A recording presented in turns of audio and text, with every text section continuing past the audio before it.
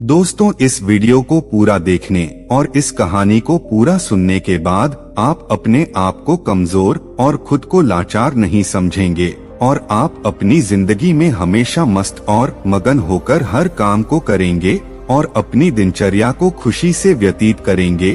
तो चलिए वीडियो को शुरू करते हैं। वीडियो में लास्ट तक जरूर से बने रहिएगा। बहुत समय पहले की बात है। पुराने चीन में 3 भिक्षु रहते थे।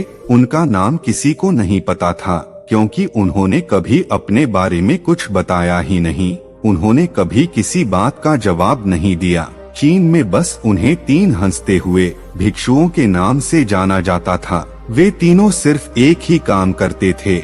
एक गांव में प्रवेश करते, बाजार के बीचों बीच खड़े होते और हंसना चालू कर देते। वे अपने पूरे अस्तित्व के साथ हंसते। अचानक लोगों का ध्यान उनकी तरफ खींचा चला आता और धीरे धीरे उनके चारों तरफ एक बड़ी भीड़ इकट्ठा हो जाती। वे इतनी एकाग्रता और संपूर्णता के साथ हंसते कि उनकी हंसी देखकर सारा गांव हंसने लग जाता। जब वह पूरा गांव हंसी के समुद्र में डूब जाता तो वे दूसरे गांव चले जाते।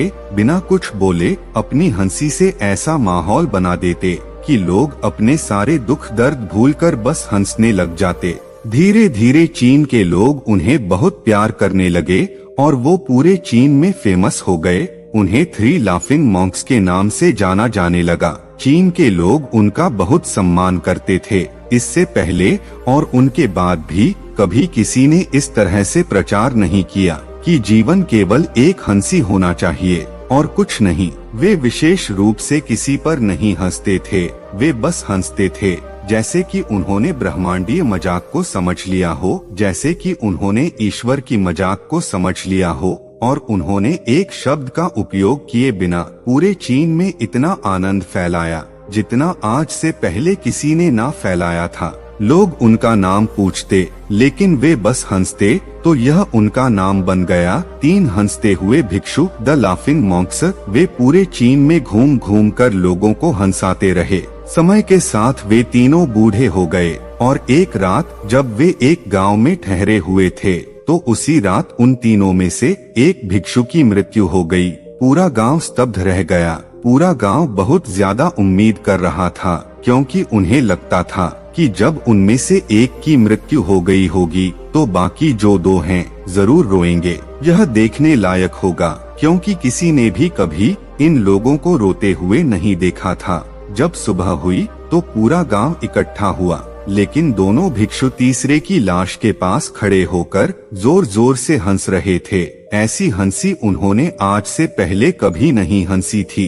गांव के कुछ बड़े बुजुर्गों ने उन्हें समझने की कोशिश की और कहा, यह आपका साथी था और इसकी मृत्यु पर आपको हंसना नहीं चाहिए। तब उसी दिन पहली बार उन भिक्षुओं ने लोगों से बात की और कहा, हम हंस रहे हैं क्योंकि यह आदमी जीत गया है। हम हमेशा सोचते थे कि पहले कौन मरेगा, लेकिन इस आदमी ने पहले मरकर हमें हरा दिया। हम अपनी हार और उसकी जीत पर हंस रहे हैं। इसके अलावा यह कई वर्षों तक हमारे साथ रहा। हमने एक साथ हंसी और एक दूसरे की उपस्थिति का आनंद लिया। उसे अंतिम विदा देने का इससे बेहतर तरीका और क्या हो सकता है। हम केवल हंस सकते हैं। लेकिन पूरा गांव दंग रह गया। जब मृत भिक्षु के शरीर को अंतिम संस्कार के लिए चिता पर लिटाया गया तो सारे गांव वालों को एहसास हुआ कि शेष 2 भिक्षु मजाक नहीं कर रहे थे।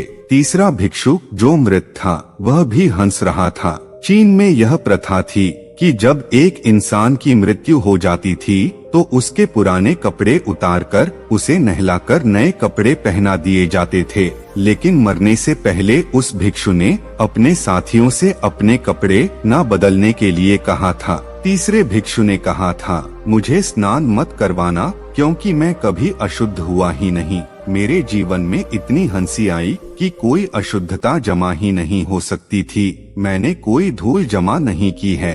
हंसी हमेशा युवा और ताजा होती है, इसलिए मुझे नहलाकर मेरे कपड़े मत बदलना। जब तीसरे भिक्षु के शरीर पर आग लगाई गई तो गांव वालों को पता चला कि उस भिक्षु ने मरने से पहले अपने कपड़ों में कुछ पुराने चीनी पटाखों को छिपा रखा था। जब आग लगने के बाद पटाखे फूटे तो आसमान में रंग बिरंगे गुब्बारे फैल गए। यह देखकर एक बार फिर पूरा गांव जोर जोर से हंसने लगा।